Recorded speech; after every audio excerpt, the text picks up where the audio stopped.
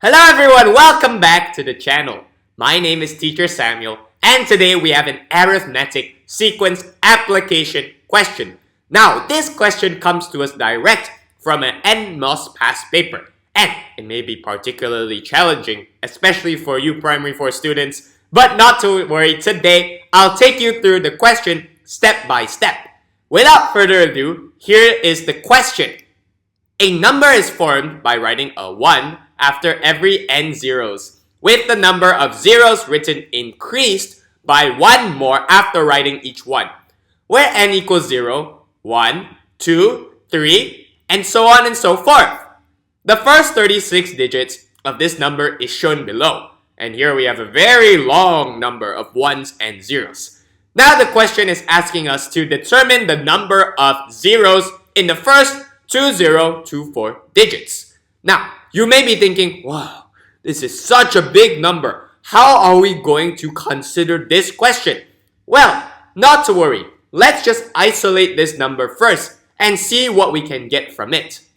Now, remember, the question is asking us, with the condition of the number being 2024 digits, how many zeros there are. So, my question to you is, can we determine directly the number of zeros? It is possible, but it's very difficult. Now, why is it so difficult to do that? Because this number also has ones. So, let's see if we cannot determine easily the number of zeros directly. Can we do it by another method, indirectly? So, let's take a look at our number and see if we can find any patterns. So, the first number is a 1. Now, after this 1, there is also 1 followed by 1 0. After this, there is 1 again followed by how many zeros? 2 zeros. And then a 1 followed by 3 zeros, a 1 followed by 4 zeros, a 1 followed by 5 zeros, and so on and so forth. Now, pay attention to this because this is very important. Let's say the group on the left is group 1, then the following group is group 2, and so on and so forth. Do you see any relation between the group number and the number of digits in that group? The group number and the number of digits in that group is the same. So, in group 1, there is 1 digit. In group 2, there are 2 digits. In group 3, there are 3 digits, and so on and so forth. So here what we have done is we have divided this big number into groups and analyzed the pattern, and we find that the group number is the same as the number of digits in that group. So let's clear the words at the bottom to see what we can get from this. So over here, how can we also express the sum of the number of digits in this huge number? In an equation. And in an equation, we can write 1 plus 2 plus 3, so on and so forth until plus n. So, we don't know what n is. How are we going to calculate n easily? Well, first, it is quite difficult and quite long to write out this equation. So, let's see if we can write it in a formula instead.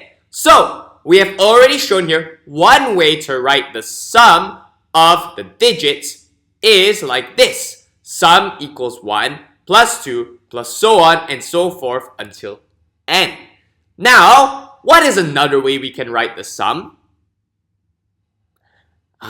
We can write it backwards from the biggest number to the smallest number. So we can write as sum equals n plus n minus 1, so on and so on until plus 1.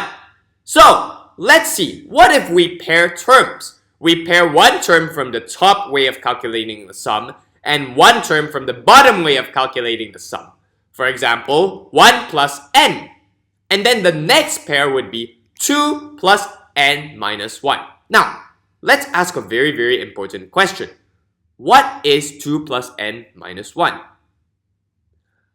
Just like the first pair of terms, it's also 1 plus n. And if we keep going on and on, we will find out that every single pair is simply 1 plus n. The next iteration would be 3 plus n minus 2, which is also n plus 1, all the way to the last pair of terms, which is also n plus 1. So, how can we express this in one equation? Well, here we have two ways of writing the same sum. So this can be summarized as 2 sum equals 1 plus n times n. We multiply by n because there are n number of terms. So, how do we find the sum in a simple way? Well, we just take 1 plus n times n divided by 2 to get the sum. Now, some of you who are very smart will already know that we can write this formula directly because the 1 here represents the first term of the sequence. What does the n represent here? It would be the last term. And we multiply by n, which represents what? That's right, the number of terms in the sequence. So, if you know this formula already, you can get this sum formula directly. But if not, that's okay. I hope the logic I just presented will help you understand why this sum formula can help us calculate 1 plus 2 plus 3 and so on and so forth until n. So, let's write out this formula over here. Now, remember, what was the condition of the question? We need 2024 digits. So, we should try and find this formula closest to 2024. And how do we make our job even easier? We can multiply the formula by 2, so we find the 1 plus n times n closest to 4048, which is 2024 times 2. And how can we simplify it even further? N plus 1, the 1 is a very, very small amount in comparison to the big 4048. So we can just consider n times n closest to 4048 or n squared closest to 4048. So how do you think we can go about doing that? Well, we can think of perfect squares that are very near to 4048. Now, what's one perfect square close to 4048? We can think of 60 squared, which is 3600. Now, this number is less than 4048. So, do we increase n or decrease? We need to increase the number to find n. So, we can consider 61 squared, 62 squared, so on and so forth until we hit 4048. So, if we consider up to 63 squared, what would that be? It would be 3969. Now, what if we increase by just one more? 64 squared, what would that equal? Turns out 64 squared is equal to 4096. And is that bigger than 4048? Yes, it is. So we know that the n has to be less than 64. So let's consider n is 63. Now, if n is 63, how many digits will we have in this number if n is 63? Well, we just plug in 63 into the sum formula. So 64 times 63 divided by 2. And it turns out that we would have 2016. Now, remember, the condition of the question is we must have 2024 digits in this number. So let's wipe off the screen and consider then how we can solve the question.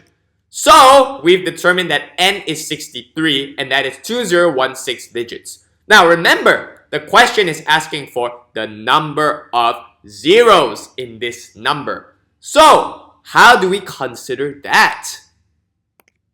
Well, we first need to determine how many digits there are after 63 groups. And remember, 63 groups has 2016 digits. So, how many digits are there after these 63 groups?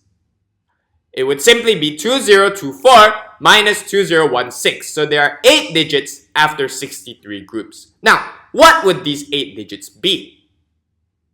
Remember, based on the pattern of this number, it would be 1 followed by 7 zeros. So, over here, we can already directly calculate the number of zeros. But wait, there's an even easier way to do that.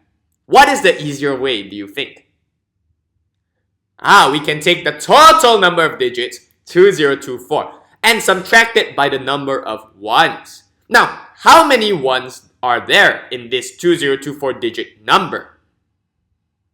There are 63 full groups, and each of these groups has 1, 1. And then lastly, in the last 8 digits, there's also 1, 1. So total, there are 64 ones. So we can calculate 2024 minus 64 equals 1960. And that is our final answer of how many zeros there are in this number. Now that we have come to our final answer, let's summarize this question. Now, this question being an arithmetic sequence application, we also have here a problem with two unknowns, the unknowns of 0 and 1. Now, what was the first thing we did when we were solving this problem? We tried to find a pattern in the number. And from that pattern, we can identify an arithmetic sequence that is applied to this question. Now, after we did that, how did we consider this number, this big number? That's right. We considered it from the opposite side in order to determine the n, and then we can determine the number of zeros in total in this big number.